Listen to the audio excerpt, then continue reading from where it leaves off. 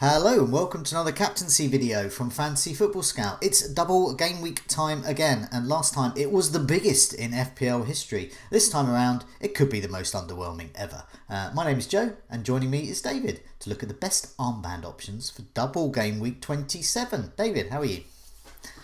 Yeah, doing well, thanks, Joe. It's as you say, a bit underwhelming looking at the options we've got for this game week, and of course, we're recording this with a little bit left of game week 26, and that's been underwhelming too. So, yeah, we'll do our best to be excited about the options on offer. I went for Calvert-Lewin in the end, who obviously in the first game, played right wing, which was nice. Watching Spurs on the Sunday was quite scary. As someone who'd sort of said, "Well, I'm not going to break my team to get Kane in." Thankfully, he only got 6 points. Yeah. But that's mainly because of Bale.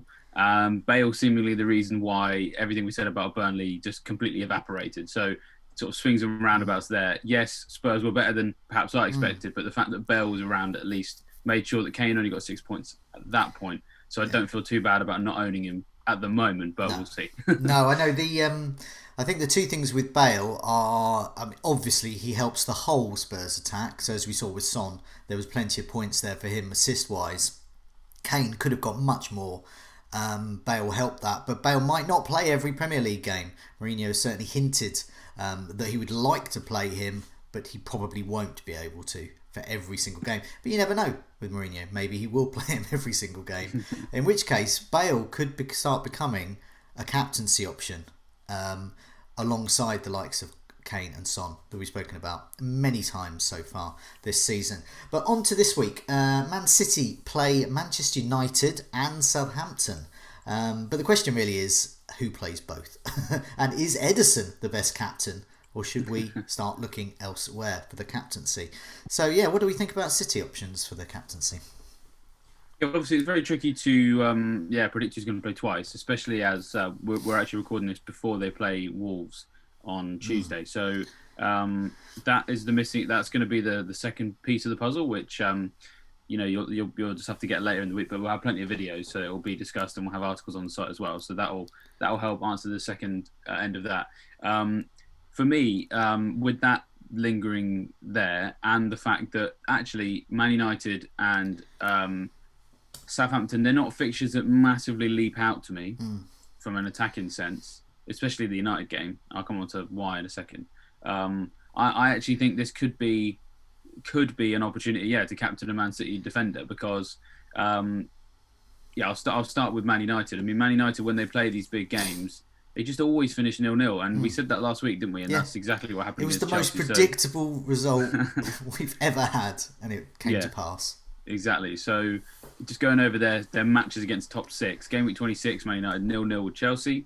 Game week 21, 0-0 with Arsenal. Game week 19, 0-0 with Liverpool. Game week 12, 0-0 with Man City. And then game week 7 and 6, Arsenal, they lost 1-0. But it was nearly a 0-0. It was a penalty from Aubameyang. Game week 6, Chelsea 0-0. So 0-0 is, not exactly unexpected for a Manchester derby these days. If one team's going to score, it's more likely to be Man City, just because of the way that Man United set up for these games. But either way, the chance of a clean sheet is very high, not least because Man City's defence, of course, is very good. So over the last 4 matches, which, as I said, doesn't include the Wolves game, but still, relevant. Those 4 matches, it's last 5 if you're going to then include the Wolves game. But they're in the top 4 for expected goals conceded. They've kept 2 clean sheets in that time, only conceded 2 goals. And actually the defence is a place where you feel a bit more comfortable with who's going to start. I'll just cover Southampton as well. Their attack has been really poor recently, so they've scored 4 goals in their last 6, which is the second worst in the Premier League over that period. So they're not looking in particularly good shape with the injuries that they've got. They can't put 2 and 2 together really. They've losing Romeo for the whole season. Means they've had to play Armstrong at centre mid. He's naturally a wide man. Minamino might come back, but I know I picked him as a differential on the Scoutcast, but no offense to him, I can't see him completely transforming Southampton's attack by coming back from injury, especially if they're playing Man City. So between Man United in the big games, not really offering very much, and Southampton just really unable to actually trouble opposing defences anymore. yeah, it's hard to look past a Man City defender. Ederson, of course, is the most nailed on to start. And we keep saying maybe he'll take a penalty, maybe he will take a penalty. We'll see. Like I said, the missing piece of the puzzle is the Wolves game on Tuesday. But my suspicion, which is accurate as of this moment rather than maybe on Thursday, is that Cancelo actually looks like a decent option for this because he obviously was rested for the first 26 game. And I generally prefer him for like chances of an attacking return, just because he can play in midfield. Stones and Diaz have both played the first one of 26. So if you look at the next 2 game weeks as a 4-game block, because Cancelo's already had his rest, the chances of Diaz or Stones having one in that one, in my opinion, goes up. So I am strongly considered. My bus captain was actually Cancelo. We'll see, because there's still a lot of football to be played, but that's very much where I'm looking at the moment. Okay, well, I've got Stones, Gundogan and Ederson. And I think a lot about the City captaincy this week will be, and I say the City captaincy, Man City have a double game week, so it just seems logical to captain them. And as we'll come on later, it might be logical to look elsewhere. But I think we're stuck with whoever we've got. So in order for me to move my City assets around, I would be looking at removing one of Stones, who has hauls in virtually every double game week he's played this season for City. Ederson, who's seemingly nailed on for clean sheets for 2 matches, but definitely to play. And Gundogan, who is still getting into the box and could do well. So I think, like FPL players like me are thinking, I'm going to have to remove one of them in order to get another one. For example, Kevin De Bruyne. And here's something I looked at just the last couple of matches about De Bruyne and Gundogan, because as a Gundogan owner, I was just looking at thinking, why am I not getting points from Gundogan while Kevin De Bruyne's back? And why didn't Gundogan get so many points when De Bruyne was around prior in the season? So this is a massively small sample, and I'm going to be intent on looking at the Man City game tonight. If Gundogan and KDB are playing, I want to see more about this. So last 2 matches though, prior to the Wolves game, De Bruyne has created 5 chances. He's had 5 goal attempts in his 2 starts there. Meanwhile, Gundogan has had no chances. He's had 2 goal attempts. So I'm watching the games. I'm seeing Gundogan making the runs, but I'm not quite seeing the service to him, and I'm not seeing him deliver the service to others. And it's 2 matches, so I don't know. And so that says to me, although Gundogan's currently my bus captain, I do not feel confident at all about that. And I actually may captain Ederson, which is the ultimate dullard move. But Ederson will play. I think he'll get 2 clean sheets. So I think I'll be looking, possibly with bonus, but I'll be looking at a 12-point return, so 24 points for my captain. I'll take that. I think I would happily take that. It's not a triple captaincy at play for me, so yeah, I'll happily take that. But what do you think? I mean, am I onto something here with Gundogan and KDB, or is it just too small a sample size? I mean, it's possible, yeah. I mean, I think, yeah, I would, like you, I want to see more of this dynamic. We have seen it a little bit earlier in the season, but again, only a small sample size. So Gundogan obviously did well against Chelsea when De Bruyne was playing false 9. So it is possible to get them both on the pitch, and then for them to both deliver. It's just where De Bruyne is best utilised, obviously, is on the right-hand side of a midfield 3. So we haven't really seen too much of them start together with Gundogan on the left of the midfield 3, De Bruyne on the right of the midfield 3, when Gundogan has been making those advanced runs. De Bruyne just hasn't played with that setup as often as we'd like. Hopefully we see more of it in the Wolves game, or at least enough to make a decision. So if in a way, we kind of, Gundogan doing nothing against Wolves would maybe be a good thing, because it then helps you make more concrete decisions. Well, it'll also be good if he does well, because then I'll just captain him. That too as well. That too as well. Although, I mean, the thing is, arguably, if he does well, it then starts to confuse. That for me, that confuses me. You know, he's had 2 of these games where it hasn't really worked, and then for it to work in 1 game and it hasn't worked in 2. To me, that almost makes it a bit Jekyll and Hyde, which then hinders my decision-making process. So, to be honest, I'd also like it if I own Gundogan. I haven't captained him. I'd also like it if he didn't play against Wolves, because then again, you don't have the worry about is he going to play. So there's that too. You know, if Gundogan does start against Wolves and plays a full 90, then I start to get a bit concerned about the double game week as well, because we've all said throughout this whole period that, you know, Man City have got 4 games across 2 game weeks. They're probably the worst team that you would want to have 4 games in quick succession in talking about predicting the team. You know, in terms of getting points, great, it's amazing because they're fantastic. But in terms of predicting that team, very hard. We've all kind of said we reckon that the best players will maybe play 3 of the 4. We'd be very shocked if any of them started all 4.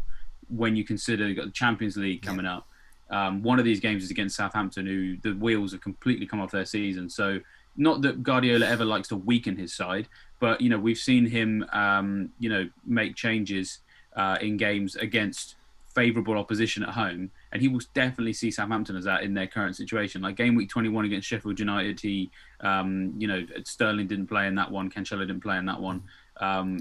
I think, Brighton in game week 18, he moved things around a little bit. So home games against bad teams, Burnley game week 10 is another one. That's when he starts to rotate things. So that's going to be at the back of my mind as well, which does just kind of bring me back to Ederson and Cancelo. You know, Ederson won't get the rest. Cancelo's already had one. So in terms of the timeline of how you're predicting the starts occurring, he's already thrown us a Cancelo bone, but we don't have, in my opinion, enough on Gundogan yet, because he's going to need it for the Champions League. So there's too many unknowns. I hate double game weeks for Man City, even though they can be rewarding. They're such a mind bender. Yeah, it is. It is really tricky. The Southampton game looks obviously the most favourable, but you know, who is going to play? That's why we'll be looking at the Wolves match. Also, further to that in defence, obviously we've got rotation. Stones and Diaz can be rotated. We've seen Laporte come in there. Nathan Ake is going to be back in training. Full training, I believe. So he could be an option. I think he could be an option for Nathan Ake. Not an option for us, an option for Pep. Well, true. I'm not saying an option for us. He could be an option for Pep Guardiola. It would be so this season, though, wouldn't it? And it for him to start at the expense of someone like Stones, and that's what I would be looking at, and that's worries me. That's why I'm not going to be captaining Stones, even though he has been probably the best asset to have, because he scored in the last double game weeks. He's the Laporte of this season. Tough decisions, mate. I've just got some more figures to put up on the screen. This is last 4 matches for Man City. So this includes that time. Obviously, De Bruyne's back, and obviously De Bruyne's last matches that he picked. But it also underlines how creative De Bruyne is and still is, but also how poor he's been in front of goal.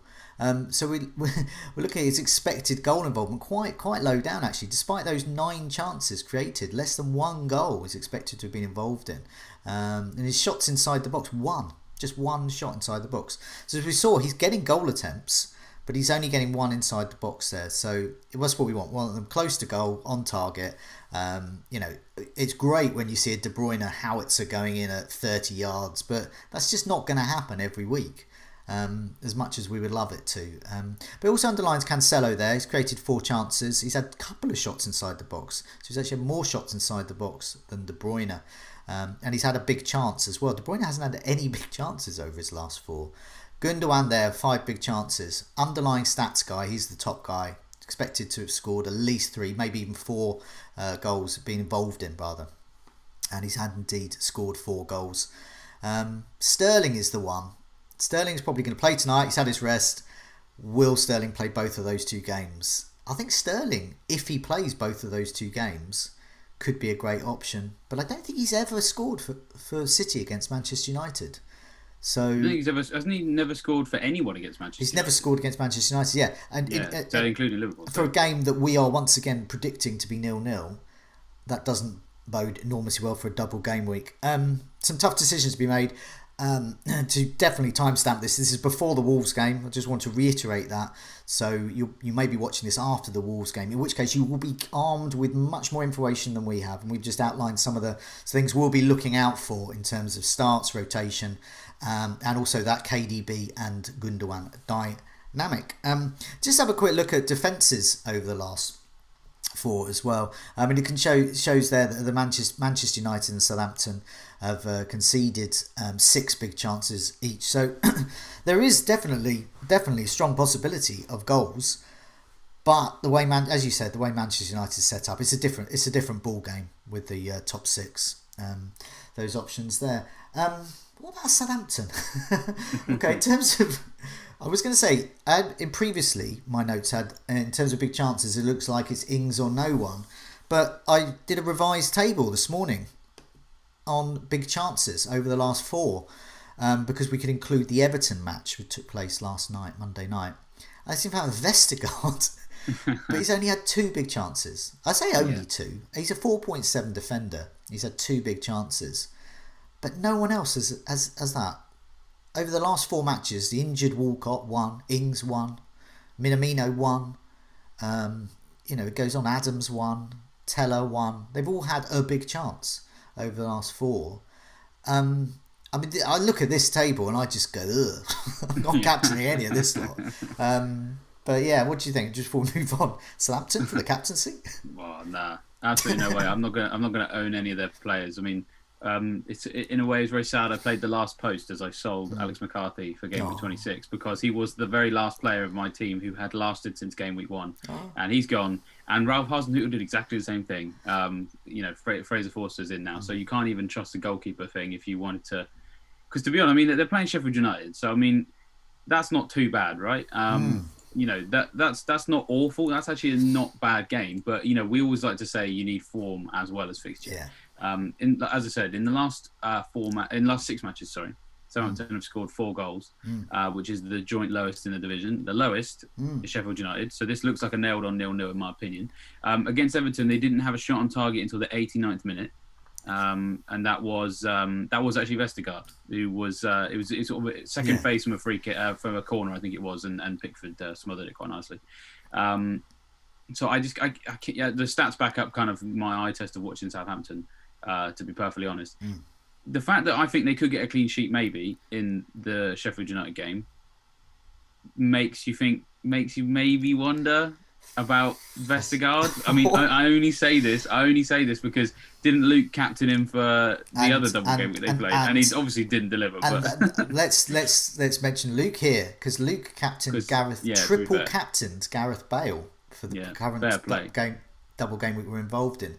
So if he's thinking of captaining Vestergaard and he's just triple captained Gareth Bale, huge haul there, and he's only played 1 match.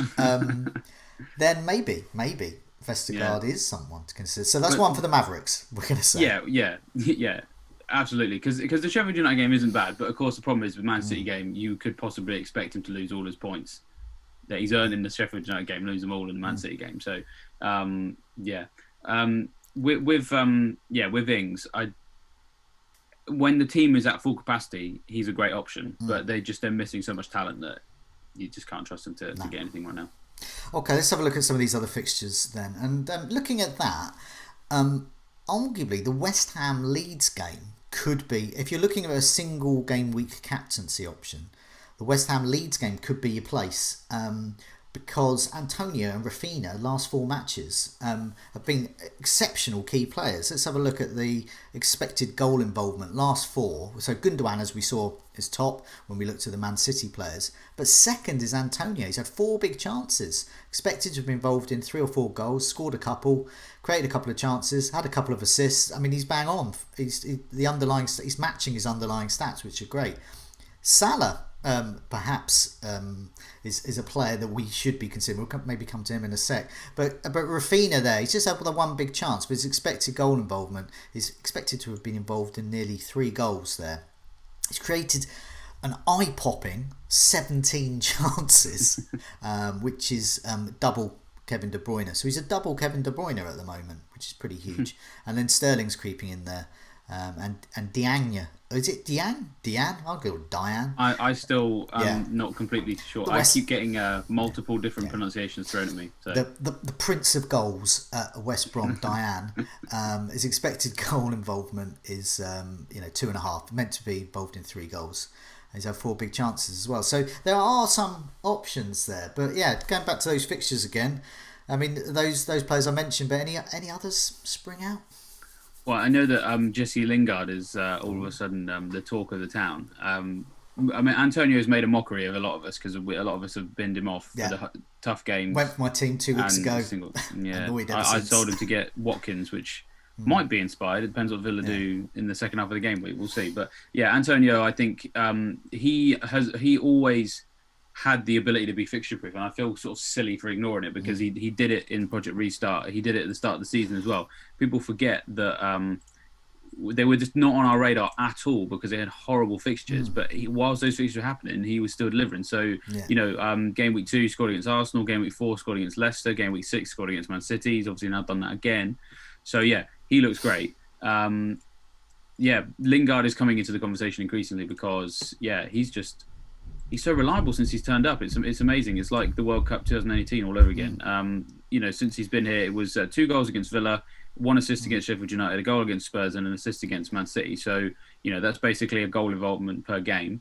And his stats aren't too bad either. He doesn't seem to get too many big chances, but he loves a shot, and he loves an accurate one too. So in the last 4 matches, he's got 6 shots on target, which is the second highest in the league. The only one higher than that is Maddison, who obviously is injured at the moment, but is included because we're on players' last 4 matches. So if you exclude injured players, then Jesse Lingard is joint top for shots on target.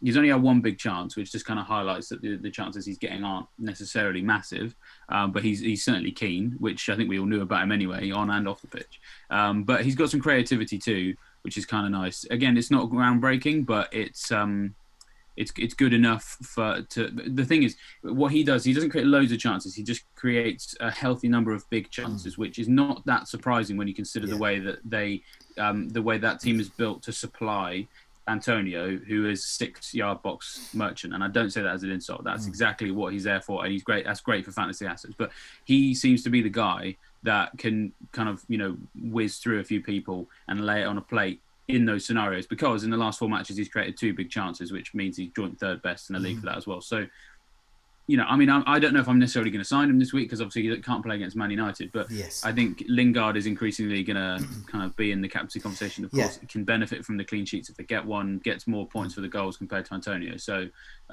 he's definitely worth thinking about at some point. See, back in game week 1, I would have thought, okay, City have a double game week, but one of the best captaincy options could be Jesse Lingard playing for West Ham.